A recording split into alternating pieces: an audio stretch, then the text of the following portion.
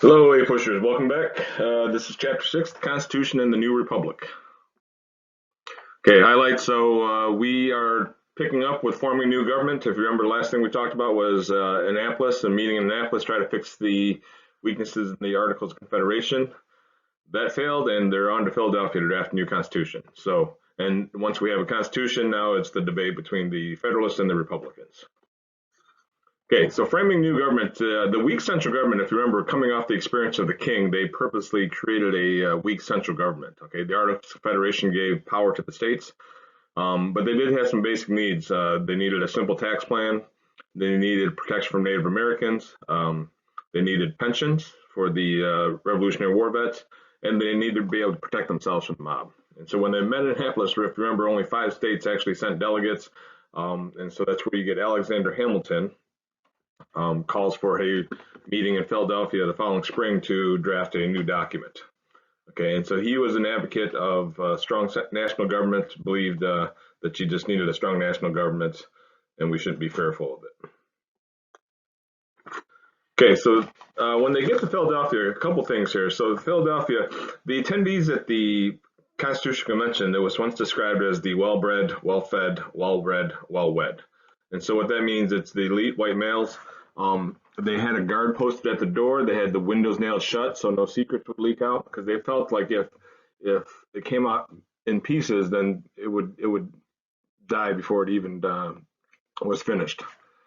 Okay, so one of the first things they had to deal with was the idea of representation. So who should have representation? Should it be equal, like the small states wanted, or should larger states have more representation? Okay, and so the Virginia plan favors the large states. Virginia is one of the more powerful states then. They felt larger states should have more power. The New Jersey plan favored small states, said they should be equal, and they referred to the Constitution as a bundle of compromises, and this is one of the first compromises. So, next slide. The Great Compromise split the difference between those two. So we get the House of Representatives, which representation is based off of population, and we get the Senate, where every state has 2 senators. Okay, and that was the Great Compromise between the small states and the large states. The 3/5 compromise, another question that was raised during the Constitution: how should slaves count for representation purposes as well as taxation purposes? Okay, so the North wanted slaves to count for taxation purposes, but not for representation purposes. And the South was the opposite. They wanted slaves to count as for representation purposes in deciding how many representatives, but not for taxation purposes. And so the compromise they arrived at was the 3/5 compromise, where I think the way they analogized it is that slaves can do essentially three slaves can do the work of 5 men, so counts as 3/5 of a person. And this has been an ongoing debate whether the founding fathers themselves were racist for even coming up with this idea of compromise. And that's something we'll explore more in our discussion. Okay, so when you get the Constitution of 1787, James Madison has been called the father of the Constitution. So when he arrives to the convention, he has a framework in mind already, and that is what they end up using and debating primarily. And the idea of sovereignty. So where should the government derive its power from? If you remember, under the king, supposedly the king derived his power from the divine right? So somehow God has tapped him and designated him to be the ruler. With the Constitution and with the Republic, you can't have that. It's based off the social contract idea. So it derives its power from the people. Okay. And so one of the fears is, how do you prevent governments from becoming dictatorships or overbearing? One of the genius things in the Constitution that they separate the powers. Okay, and again, that's an Enlightenment idea. So how do you don't allow power to concentrate in one body, but you separate it among 3 bodies here: the legislative, executive, and judicial branches. Okay, so you probably learned this in elementary school, reinforced in middle school sometime. Checks and balances is another way you prevent abuse of power. Okay, so the 3 branches each has checks and balances on the other branches. Another way you prevent power is you distribute it between the states. So if I could draw on this PowerPoint, National government has some powers that it's dictated to it. So, for example, only the national government can sign treaties, coin money, establish postal roads, declare war. State governments, on the other hand, are allowed to decide like speed limits and education purposes and marriage laws. And there's some things that some things that they both can do, such as taxation. So that's the distribution of power between national and state is another way to limit abuse of power by the government. It's a way to check tyranny. Okay, this is what it looks like now you combine those two ideas, this matrix, so you have the three branches, and then you have three branches really on three different levels: national, state, and local government. Okay, so the limits on the Constitution, and again, the Constitution it specifies only what powers the government has. Okay, and anything that it doesn't delegate to the government, it is supposed to be reserved for the people. Okay, that's the way it reads. Of course, that's up for interpretation. So that's something that we argue about constantly, even to this day. Once the Constitution is drafted, now it has to be ratified. Okay, and so you have two groups, the Federalists and the Anti-Federalists, and this is the only time you're ever going to use the term Anti-Federalists. And the Anti-Federalists, well, actually, let's go this way. The Federalists, they laid out their arguments in the Federalist Papers. And for any of you Hamilton fans, Hamilton the musical fans, you know that it was written primarily by Hamilton, James Madison, and John Jay, with the bulk of it being written by Hamilton. And so the Federalist Papers were these anonymous essays that were published in newspapers that laid out arguments for why the Constitution. So explained the checks and balances, explained the concept of limited government, and explained, probably most importantly, this idea: how can a republic of this size possibly work? Madison argued that there are many different factions, so there's many different interest groups in this country, and because there's so many different interest groups, no one interest group will ever accumulate enough power to dominate. Federalists, on the other side, they are the people that are against the Constitution. Or I'm sorry, the Anti-Federalists on the other side are the people against the Constitution. And their concerns, one, there's no rights specified in the Constitution. Okay, and they're concerned because if you don't write them down, then we'll quickly forget about them, and then that's how we lose our rights. They're fearful of the strong executive and a standing army, and that if you have an army, you're going to be tempted to use it. And lastly, they're afraid of the loss of power by the states. Okay, the further you remove government away from the people, again, the more likely it is going to abuse its power. And so they go throughout the states and they're debating the Constitution. You need 9 out of the 13 to ratify the Constitution, and voila, they get it done. Here's a list of the arguments for Federalists and Anti-Federalists. So you can pause that and take a look at that. But that's what I just mentioned. And so one of the compromises made in ratifying the Constitution, they added the Bill of Rights. And so the Bill of Rights are the first 10 amendments to the Constitution. And they said, okay, if you want your rights written down, here are your rights. And so the first 10 amendments specify what rights you have. Well, actually, the first 5 are what rights you have, and then 6, 7, 8 are protections against the government, particularly with trials and criminal trials. And then 9th and 10th amendments stating that anything that's stated here is reserved for the people in the states. Okay, initially the cabinet officials are advisors to the president. You have the Secretary of War, Secretary of Treasury, and Secretary of State. Okay, since then we've added, I believe, 12 more cabinet positions, but those are the original 3. Then almost immediately, because there's no political parties, there's a debate between Hamilton and Jefferson. And so Hamilton represents the Federalists. Okay, and so the Federalists are the people for a strong central government. Okay, and Hamilton, again, if you listen to the musical at all or watch the musical, he wants to assume that because our country, he envisions the economic future of our country being manufacturing and trade. And if you want to be able to trade, you need credit. And how do you build credit? You borrow money and you pay back money. Okay, so if you remember, after the Revolutionary War, every state was supposed to pay off its own war debt, which led to a disaster in Massachusetts, a disaster in Rhode Island. So Hamilton's plan now is to have the national government assume all the state debts and then pay that off, and that's how we'll build credit. Of course, some states like Virginia are angry because they've already paid off their state debts, and they're afraid of the accumulation of power, political power and economic power in the North. And so again, if you listen to the Hamilton musical, they make a deal, the room where it happens, in exchange for getting the bank and assuming the debt, they move the capital down to DC, where it is currently. Okay, Hamilton's report on manufacturing, again, we're going to be a nation of manufacturing and trade. That's how he envisions us. Here's the comparison. So Hamilton, again, is Federalist. He's pro-British manufacturing, and that'll be important coming up. Manufacturing trade, strong central government, a national bank. So you're going to collect tariffs. You need some place to hold it. He's in favor of debt. Loose constructionist is how he sees the Constitution. And so Constitution should be not interpreted literally, but in the needs for today. And so, for example, the one of the debates we have today is the Second Amendment. You know, in order to have a well-regulated militia, you have the right to bear arms. What does that mean? Okay, does that mean any type of arms, or does that mean specifically muskets like they had back then? What does that mean? And that's part of the debate about the meaning of the Constitution.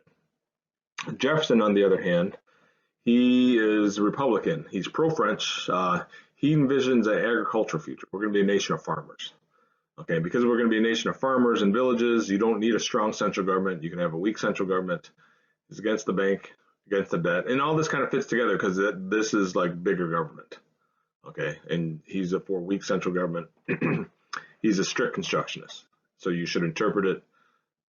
You should interpret the Constitution as it says. So okay, we just talked about this location of the capital. They just did the deal.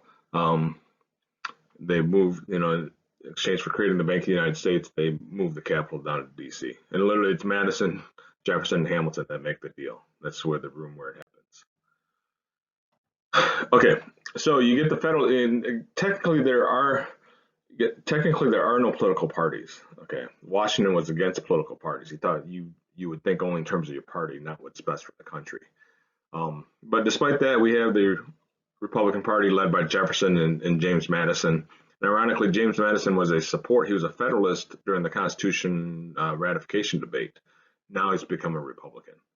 And one of the first places they differ, Federalists and Republicans, is how they see the French Revolution.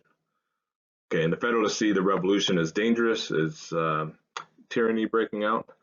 And Republicans and Jefferson see the French Revolution as a good thing. It's a democratic revolution. Time to time, some blood gets spilled. So if it's a little bloody, that's okay. Okay, and he sees them like essentially akin to the United States, that we have our own democratic revolution. Okay, now with the new Constitution, one of the nice comparisons between the Articles of Confederation and the Constitution is how they address domestic issues. And so if you remember, one of the weaknesses that was revealed in the Articles was Shays' Rebellion, and nobody was there to put down Shays' Rebellion, not initially. Here, same thing, there's a whiskey tax, and that hurts poor farmers. And so what poor farmers do is they tend to turn their excess corn into whiskey because it holds and it's easy to transport. They tax whiskey, and the farmers rebel. And this time, when they have the Whiskey Rebellion, George Washington leads the army himself. Imagine the president doing that anytime in the recent past. He leads the army out himself, and the farmers disperse. Okay, so the Whiskey Rebellion is successfully put down by the government. Shays' Rebellion wasn't really put down. Okay. Native Americans in the Constitution, they're not part of the Constitution, so that's that. Moving on to foreign policy, Citizen Genet. So Citizen Genet is a French citizen that has come to America to recruit American ships to fight against the British. And Washington calls him in and says, you cannot do that because you're going to drag us into a war. And Washington does not want to get into a war. We're in no position to fight a war. Tells Citizen Genet you can't, and ironically, Citizen Genet, the revolution turns on him, and he's going to be executed if he goes back to France, and he ends up staying in the United States. Okay, if you remember, one of the other problems during the Articles of Confederation was the British stayed in the Northwest Forts, and Spain had closed off New Orleans and access to the Mississippi River. Those are dealt with now under the new Constitution. So Jay's Treaty gets the British to leave the forts. And although Jay's Treaty is pretty unpopular at that time, one of the favorite sayings was "Damn Jay's Treaty, damn anyone who won't damn Jay's Treaty, damn anyone who won't stay up all night, damn Jay's Treaty." It was unpopular at the time because it made us look weak and got the British was getting the British to do something they should have anyways. It ended up being pretty popular because it opened up access to the Northwest Territories for Americans to go there and settle. Pinckney's Treaty is the treaty that opens up New Orleans and the Mississippi River with us. So again, under the Articles, there's nothing we could do. Now with the Constitution, we're able to address those two issues. And just real quick, Spain did that because they were fearful that the U.S. and Britain were becoming too aligned, and they didn't want to be left out. Okay, so Washington, everything Washington does sets a precedent for the presidency, obviously, because he's the first one. So he purposely steps down in 2 terms. Okay. He doesn't want to be called King George. Purposely steps down. Before he steps down, he gives his farewell address. In his farewell address, he gives 2 warnings. So be wary of political parties. Again, because people will think in terms of party and not in terms of country, and avoid foreign entanglements. Okay, and ironically, after Washington leaves, both of those things happen. So much for that. The Federalists are divided. So John Adams, who is George Washington's vice president, leads one faction of the Federalist Party. Alexander Hamilton leads another faction. Okay. And so the election of 1796, Adams wins the presidency, becomes our second president, and he's going to have some issues. So first issue that he has, or one of the first issues he has, is this quasi-war with France. And so France is intercepting American shipping. Again, we're trying to stay out of war. And so John Adams sends delegates to France to try to talk with them about disrupting our shipping. And before they will even talk with our delegates, they demand a bribe. Okay, they want them to pay bribe money. And this becomes known as the XYZ affair. So the XYZ affair is this request for bribe money even to begin negotiating. Okay, and that's an insult to American honor. The call back then was millions for defense, not 1 cent for tribute. Okay, so we fight this undeclared war, the quasi-war with the French. Again, but we're not in a position really to get into war, and Adams actually is able to keep us out of war. Okay, so on the domestic front, because there's this fear of French influence and a French fifth column building in America, the Federalists and John Adams and the Federalists, they passed these Alien and Sedition Acts. So the Alien Acts makes it longer, increases the amount of time it takes for someone to become a citizen. Sedition Acts, it makes it illegal to criticize the government. And in the minds of the Republicans, this is proof that the government has become tyrannical. You give any group of people power, they'll end up abusing it. And so Jefferson and Madison penned the Virginia and Kentucky resolutions, Virginia-Kentucky resolves. And the argument that the resolutions make is that because the states have voluntarily joined the Union, they can selectively ignore federal laws, such as sedition acts. Okay, and it's an argument they're laying out. They're not necessarily acting on it yet, but they're just laying that out. And that will actually show up again later in American history. All that is moot because the election of 1800, Thomas Jefferson wins. There's actually a tie vote because they didn't specify who was supposed to be president and who was vice president. So Jefferson and Aaron Burr tie. Hamilton, because he hates Burr more than he hates Jefferson, gets the Federalists in the House to cast their vote for Jefferson. So again, if you watch the musical, you know what I'm talking about. It's considered the Revolution of 1800 because it's the first peaceful transfer of power between two groups. And so if you know, the presidential election's in November, but power doesn't actually transfer till March. And because the Federalists have lost power now, are going to lose the presidency, their one attempt to hold on to power is they passed the Judiciary Act of 1801. And the Judiciary Act creates a number of federal courts, and they put in federal judges at the last minute. They're called midnight appointments in an effort to at least hang on to one branch of government. Okay, and this will set up other problems because one of those appointments don't get delivered on time, and that will create a landmark Supreme Court case, Marbury versus Madison. Okay, and we'll pick that up in Chapter 7. Thanks for listening. forget to buy the merch, and we'll see you next time.